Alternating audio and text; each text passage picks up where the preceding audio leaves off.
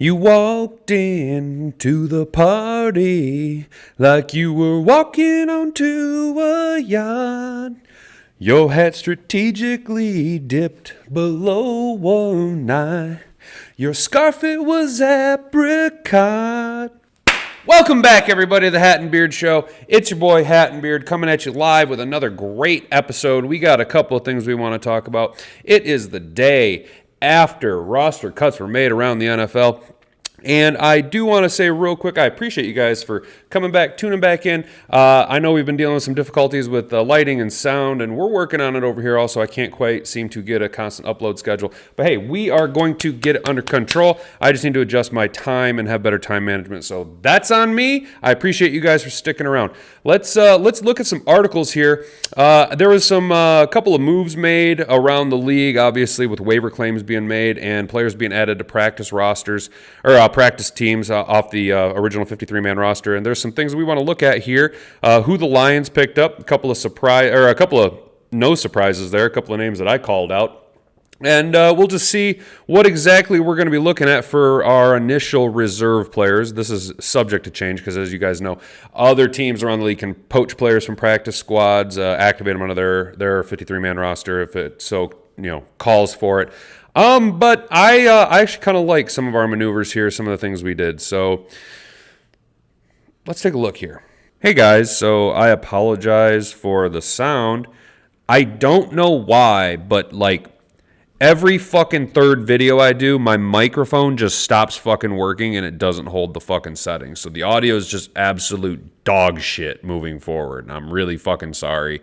You can go ahead and click off this video. I expect this to do. I'm not fucking willing to record it for a third fucking time this morning. This is just pissing me the motherfucker off. I hate this janky fucking setup I have, dude. I don't know why it just will not. I literally recorded the intro of the fucking video, stopped recording, adjusted my fucking sunglasses, took a drink of coffee, started recording again, and it just stopped. It just fucking stopped. I don't know what to do. If anybody has any tips for me on software to use, anything to use to streamline everything so that I can kind of package it all together so I can record maybe split screen instead of this wonky ass bullshit, and that maybe my fucking mic will work all the time. Thanks. Have a great motherfucking day. All right, guys, so we're back over here at Fan Nation. Detroit Lions signed 10 players to the practice squad. This 18 hours ago. The Detroit Lions have officially signed 10 players to the practice squad for the 2023 season. The 10-player group consists of a number of familiar faces, including several who spent training camp with the organization but were cut prior to the finalization of the initial roster. I touched on those guys yesterday. I felt that there was a good number of names that were cut that had a good chance of, if they cleared waivers, pulling the trigger right away to get them back into Allen Park on the practice squad. The only player that we waived that was picked up was your guys' Starling the Darling Thomas. He was claimed off of waivers by another team. That'd be the Cardinals. Arizona, I get it. I feel really bad for you guys, man. As a Lions fan, I totally know what it's like to be a franchise in turmoil, to have a rudderless ship out in a 18-week season and not know what is really going on. Arizona, you're tanking. You're tanking. You're selling off pieces. I feel bad for Budda Baker. Hopefully someone can trade for him. The minute Kyler Murray rolled out with that sports bra on, that right there, that's where you lost the plot. That's where you didn't understand the assignment. You lost the plot. And unfortunately, it's not probably going to be a fun season for the Arizona Cardinals. However, look on the bright side. At least you guys have playoff appearances and a Super Bowl in the modern era. As a Lions fan, I don't even have that. But that's neither here nor there. So they went and grabbed Starling the Darling Thomas. Detroit, meanwhile, we didn't make any claims off of the waiver wire for the second time in 8 seasons. I think last year's how we got Benito Jones was we claimed him off of waivers from Miami. Again, that was because Levi Onwuzurike ended up not being medically able to play football. It is what it is, man, and do what it do. We'll continue to make moves. up until the regular season opener against the Chiefs. I imagine one of those moves will be some type of another running back to add a little bit of depth because we're really, really thin in the running back room with just technically two halfbacks and a fullback, Jason Kabenda, which I like all three. Don't misunderstand me. But God forbid something happens to one of them. I mean, you need to have at least three. I would feel more comfortable with four running backs, halfbacks, just halfbacks alone in the locker room. But that would involve us having to probably free up some roster space, and the only space we can really free up any room at is in the defensive ends department. And considering the rotation that we're probably going to have, or at least that I'm feeling like we're going to have, that would be, well, that'd be a tough sacrifice. I mean, you got to really decide what you want to do. I guess maybe trim some depth out of the safety room, considering you have so much flexibility with both CJ GJ and Brian Branch. Maybe Iffy Melifanu gets the axe. Dan Campbell touched upon this in his latest media session. Practice squad is ready and able to continue in a pinch. Several players began 2023. Yeah, so that's what I've been saying is that these guys are all real important because not only do you get to prepare the ones, you also are involved in the scheming, essentially in the game plan development, as well as, I mean, you're the first man up, right? You're the first man up when a position becomes available, and when you get your opportunity, you take the best of it, right? You make the best of your opportunity there, Chase Lucas. Damn, I just spilled beans. Oh, well, I guess you guys probably already assumed Chase Lucas is going to be bring back to the practice squad. Under practice squad rules, they were allowed to keep 6 players with unlimited years of experience, while the rest had to fit within the league's constraints of accrued experience. Now, I don't know how many of you remember, but a few years back, they actually made that change to where veteran players could be on the practice squad. I'm not really too high on that. I think I'd be happy with a medium, like happy medium where, you know, if you sign a veteran and you know it's mid-season or post training camp, maybe they get a 2-week window to be on the practice squad. But in my opinion, doesn't mean shit. I'm standing here with my producer B-Rad. He also agrees with me. I think the practice squad should be limited. It should be capped off after so many years of experience. I think that if you haven't made it by that time, again, I'm willing to find a happy medium, or even a 3-week window where you could have like a medical designation for rehabilitation or something like that. I think they're taking away opportunities from guys. I'm just going to be honest. I think they're just taking opportunities away for guys that could scrap it out and get themselves an actual roster spot, maybe make a payday. Because them veterans have already had potentially 2, maybe even 3 contracts. They've made their bag, dude. But, you know, TK85, what's he supposed to do? You know what I'm saying? He scrapped it out. He did what he could. I mean, yeah, he got hurt and whatever. That's neither here nor there anymore. I'm a fan of letting the younger guys continue to have a crack at it, try and get a bag, you know. All right, so who did we go after here? We ended up, oh, Jesus Christ.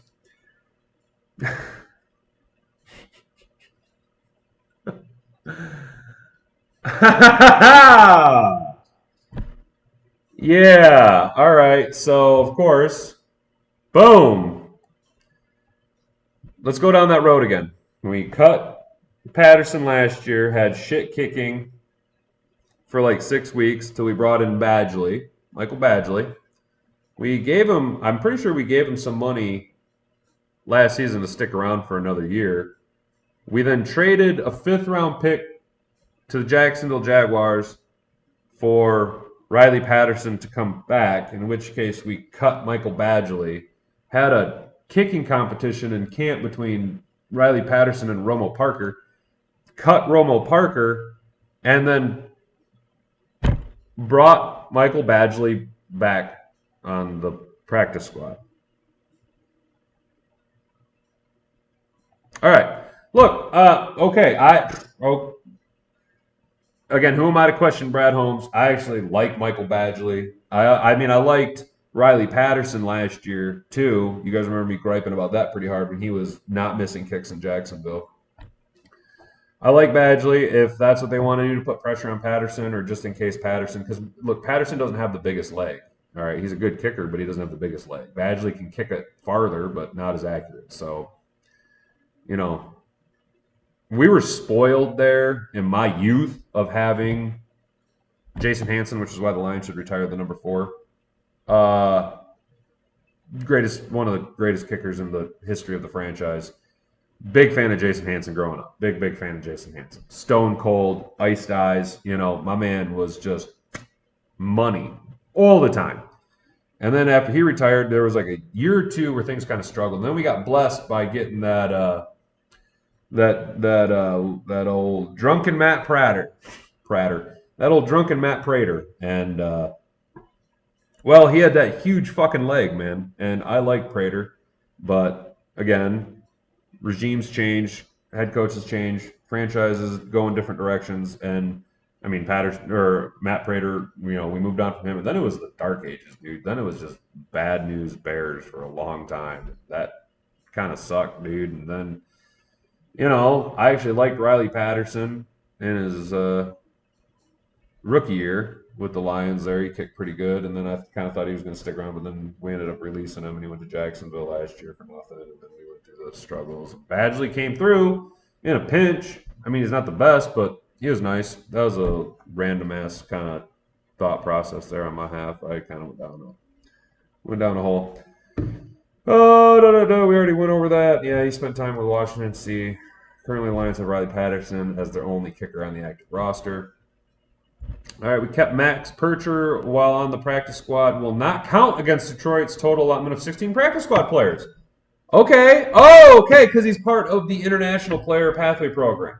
So that's fucking dope. That's dope.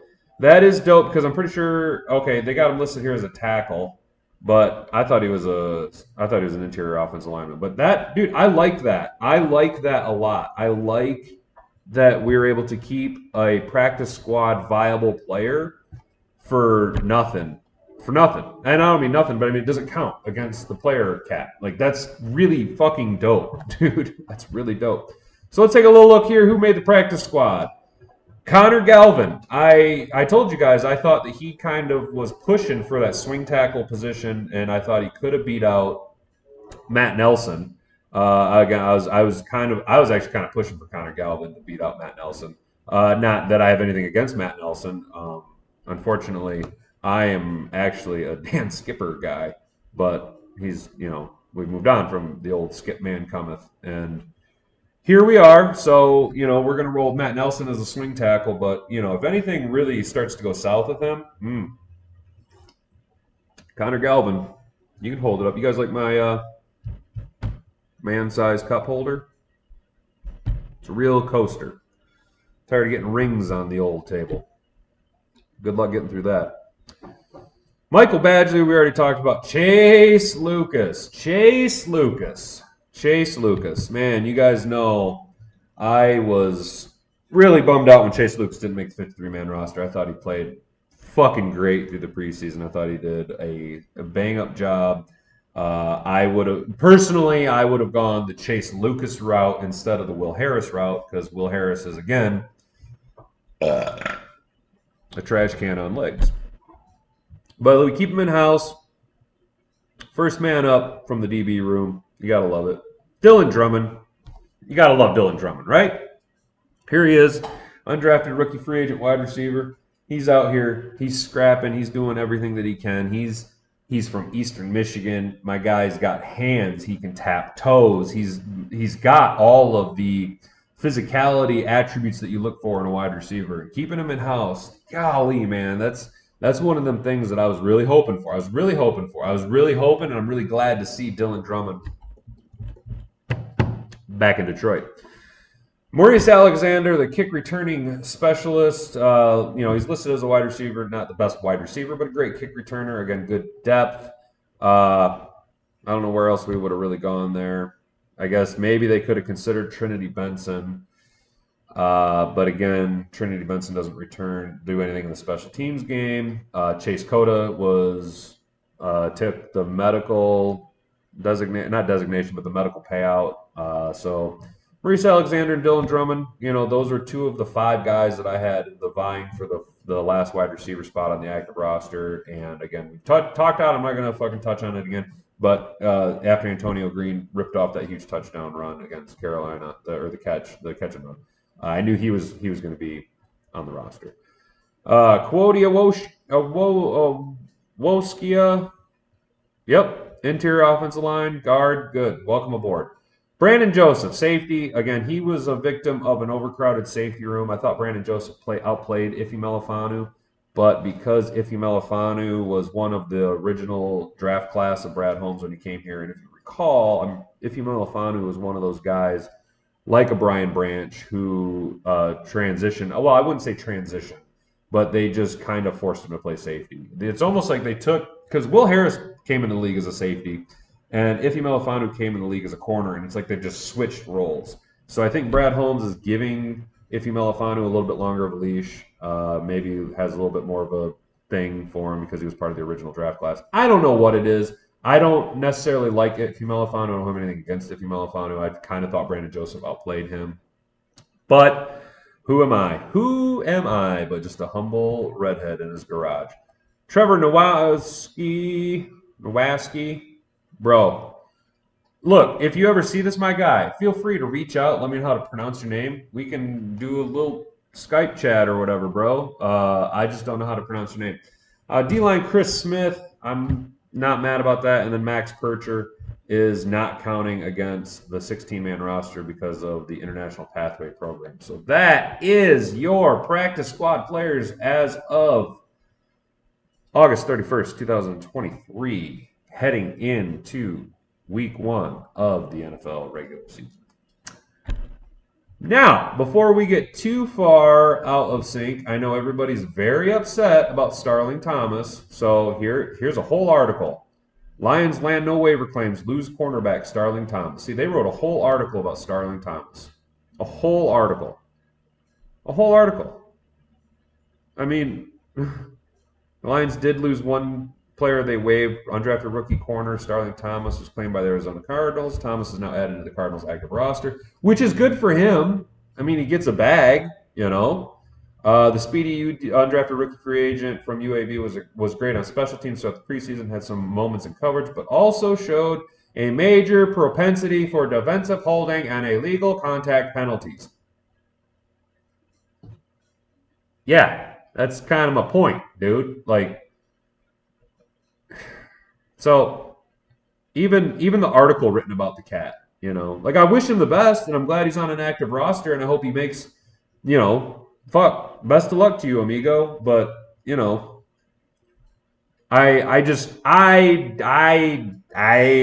wasn't sold on it. I wasn't sold on it. So there you go. We wanted to touch on Starling Thomas. That's over there at Lions Wire. I know everybody was very concerned about Starling Thomas, but Stephen Gilmore is going to be the man.